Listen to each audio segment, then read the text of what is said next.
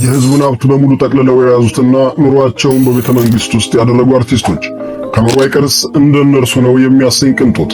እነዚህ አርቲስቶች በትክክል ኑሮ የህዝቡን ሁሉ ጭንቅላት ባዞረባት ኢትዮጵያ ውስጥ ስለመኖራቸው ለማመን በእጅጉ ይከብዳል።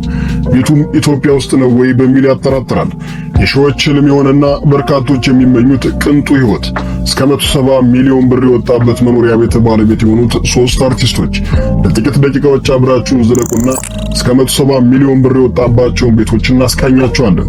እነዚህ ቤቶች የማን ናቸው?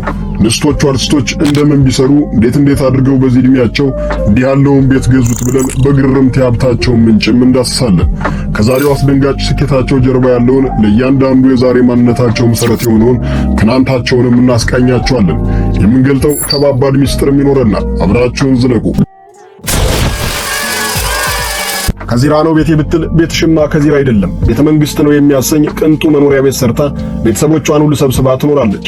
ቤቱ የተንጣለለ ትልቅ መሬት ላይ ያረፈ ነውና እንኳን ስለሰው ለርግቦችም የሚተርፍ ሰፊ ሜዳ አለው። ሳቂታዋና መልከ መልካሟ የሐረሯ ሃይማኖት ግርማ ቄንጠኛ በሆነ መኖሪያ ቤት ውስጥ ከሚኖሩት የሀገራችን ታዋቂ ሰዎች ተቀዳሚዋ ናት። ሐረር ተወልዳ ያደገችው የምስራቋ ተጫዋችና ሳቂታዋ ባለውባይሏ ሃይማኖት ጂፕላስቱ የሆነው ቄንጠኛ ቤቷ የትናንት መነሻዋ የሐረርን ባህል የሚያሳይ ከመሆኑ ብዛት አንዱ የህንድ ከተማ ያሉ እስኪመስል ድረስ በባህላዊ መንገድ የተዋበ ነው። እዚህ ቤት ውስጥ ሁሉም የሃይማኖት ቤተሰቦች አንድ ላይ ይኖራሉ። አረብ ሀገር ሄዳ ከተመለሰች በኋላ እንደሰራቸው የምትናገረው ይሄ ቅንጡ ቤት ምርጫዋ እንዲሆንና እንድትገዛው ካደረጓት ምክንያቶች አንዱ አጠገቧ አጎቷ በመኖሩ ከቤተሰቦቿ ጋር ተሰብስባ ለመኖር ስትል ነው። ታዲያ ቤት እንደ ቀልድ በርካታ ሚሊዮኖች ወጥተውበታል። አሁን ባለው ዋጋ የሃይሚ ቤት እንደ ሰፈሩ ከ150 ሚሊዮን እስከ 170 ሚሊዮን ብር ያወጣል። ሰው የሰራውን ሁሉ መስራት የምትፈልግ ብርቱ መሆኗ የሚነገርላት ሃይማኖት በ1989 ከሐረር ወጥታ ከአያቷ ጋር ቢሾፍቱ እንደመጣች ትናገራለች። በኋላም በ1999 ዕውቅናና ዝናን በላይ ወደ ደረበችላት አዲስ አበባ መጣለች። አዲስ አበባ ከመጣች በኋላም በቀጥታ ወደ ሙዚቃ ስራ በመግባት የስኬትን መንገድ ሀብላ ጀምራለች። በኋላም ብዙ ሳትቆይ ወደ አረብ ሀገር ሄዳ እዛም ረዘም ላለ ጊዜ ስትሰራ ቆይታ ተመልሳለች። በእርግጥም ከስኬቷ በስተጀርባ ሁለት ወንዶች አሉ። የመጀመሪያው ባሏና ሁለተኛው ባሏ። ሁለቱም ወንዶች በሃይማኖት ክህደት እንደደረሰባቸውና ሁለቱም በተለያዩ ጊዜያት መረማመጃ እንዳደረገቻቸውና ለዛሬ ስኬቷ ሁለቱም ወንዶች ትልቅ ዋጋ እንደከፈሉ ብዙዎች በማያውቁት የትዳር አሊያም የፍቅር ህይወቷ ውስጥ ተሸፋፍኖ ያለ ሚስጥር ነው። የሆነ ሆኖ ሃይማኖት በዚህ ቅንጡ ቤት ከድሮ መወዳቸዋለሁ ለምትላቸው እርግቦች ብቻ ታስቦ የተሰራው ስፍራ በቤቱ አንድ ጎን ላይ ይገኛል። የዘናጯ ሃይሚ የውበት ሳሎንና ጂምናዚየምን ጨምሮ በርካታ ክፍሎች ቤት ውስጥ ይገኛሉ። በምስራቁ ባህል መሰረት የተሰራው ዝቅ ያለው ሶፋ ያስዋበው ሳሎኗ በቤተሰቦቿ የተሞላ ነው። ዛሬ ሙዚቃን እንደ ትርፍ ስራ እንደምትሰራው የምትናገረው ሃይማኖት ግርማ የመጀመሪያ ገቢዋ ግልጥ አድርጋ የማትናገረው ሌላ ቢዝነስ ነው። በትርፍ ጊዜዋ የተለያዩ ክለቦች በምትሰራው ሙዚቃ የምታገኘውን ገቢም ለበጎ አድራጎት ብቻ እንደምታውለው ተናግራለች። ጎረምሳ ልጆችን ያደረሰችው ሃይሚ ልበቀናና ርህሩህ መሆኗ የዘጠናዎቹ እንቁ የሆኑት የሙያ አጋሮቿ ይመሰክሩላታል። ከሃይሚ የኪነ ጥበብ ዘርፍ ያልወጣችው ሌላኛው አለማመን በሚቸግር ቤት ውስጥ የምትኖረው አርቲስት በርካቶች በትወናዋ የሚያደንቋትና ለየት ባለው ድምጿም የምትታወቀው ሜላት ነብዩ ናት። ከሰራቻቸው በርካታ ፊልሞች ባሻገር በንግዱ ዓለም ያለችው ሜላት እልል የተባለለት ኑሮ እንድትኖር ያደረጋት ይሄው ንግድ ውስጥ መሆኗ ነው። ሰፊ ግቢ ውስጥ የተንጣለለው ውብና ቅንጡ መኖሪያ ቤቷ ጂ+1 ዋይት ሃውስ ነው። ውስጡ በርካታ ክፍሎችና ቅንጡ የቤት ዕቃዎች አሉት። ውስጡና ውጩ በነጭ ቀለም የተዋበው ቄንጠኛው ቤት ካሉት አትክልቶች ጋር ተዳምሮ ሳቢነቱን ጨምሮለታል። እንኳን ስለመኖር አንድ የገብቶ ለመውጣትም የሚያስመኝ ቄንጠኛ ነው። የሜላት ብራንድ ልብሶችን የያዘ የልብስ ስቶር፣ የስጦታ ዕቃዎች ክፍል፣ በርካታ ሳሎኖችና ሌሎች ክፍሎችንም ይዟል። ሜላት በዚህ ቤት ውስጥ ከሄኖክ ድንቁ ጋር ከተለያየች በኋላ ካገባችው ባሏ ጋር ትኖር የነበረ ቢሆንም ትዳሩ ሳይሰምር በመቅረቱ አሁን ላይ ሲንግል ማም ሆና ከሁለት ልጆቿ ጋርና ከሌሎች ጥቂት የማይባሉ ቤተሰቦቿ ጋር ትኖርበታለች። ይህ ቤት ከ70 ሚሊዮን እስከ 100 ሚሊዮን ብር ድረስ ያወጣል። አጀብ ነው። እልህኛ ነኝ፣ ማድረግ የምፈልገውን ሁሉ አደርጋለሁ የምትለው ሜላት ይህን ቅንጡ ህይወት ለመኖር ያበቃትም ይሄ ወኔዋ ሳይሆን አይቀርም። በእርግጥም ከፊልም ስራ በፊት ለረጅም ጊዜ ባይሆንም አሜሪካ የኖረችው ሜላት ከዛ መልስ የማስታወቂያ ስራዎችን ከዛም ፊልም ስራዎችን ሰርታለች።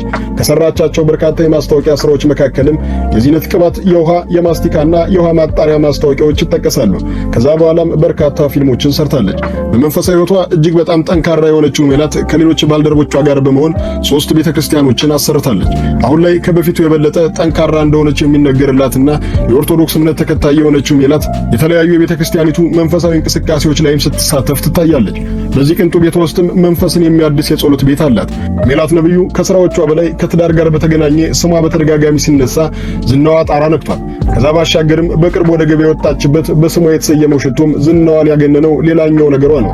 አርቲስቶች ትዳር አይበረክትላቸው። ለምሳሌ ተብሎ ስሟ እስኪነሳ ድረስ 2 ጊዜ የጀመረችው ትዳር አልሰመረላትም። በሚሊዮን ብሮች በጀት አስገንብታ ወደ ስራ የገባችው ሜላት በሚል ብራንድ ስም ገበያውን የተቀላቀለችበት የሽቶ ንግድም ትልቁ ስኬቷ ነው። ራሷ የምታንቀሳቅሰው የፊልም ፕሮዳክሽን ባለቤትም ናት።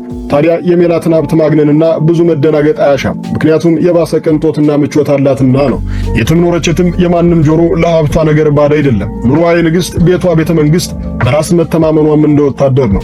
የትና የታምሩ በተለያዩ ፊልሞች ላይ ወደ እውነት የቀረበና እውነት የሆነ ትወናን ስታሳይ ትታወቃለች። ከፍተኛ ቁጥጥር የነበረበት ልጅነትን ያሳለፈችውና በሁለት ታላላቅ ወንድሞቿ የሙጥኝ ተይዛ ያደገች የትናየት ዛሬውን ቀድመው ባዩት ቅድመ አያቷ እች ልጅ የትና የት ትደርሳለች በሚል የትናየት ተብላለች።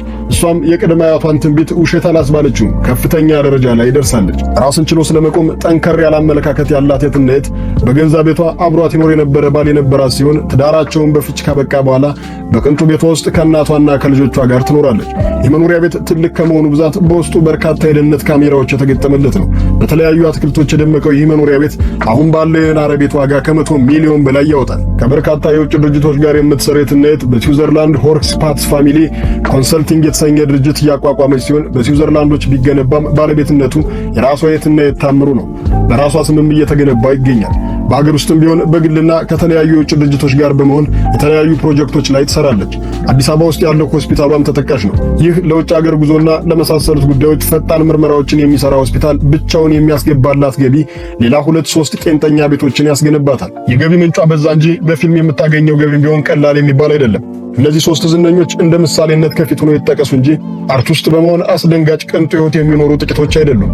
በድህነት የሚማቅቀውን ሕዝብ ሀብት በሙሉ የአርቱ ሰዎች ጠቅልለው የያዙ እስኪመስል ድረስ ልዩነቱን አስፍተውታል። አበቃን። ሐሳባችሁን በኮሜንት ቪዲዮውን ላይክ፣ ቻናሉን ሰብስክራይብ በማድረግ ቤተሰብ ይሁኑ። Ryan Little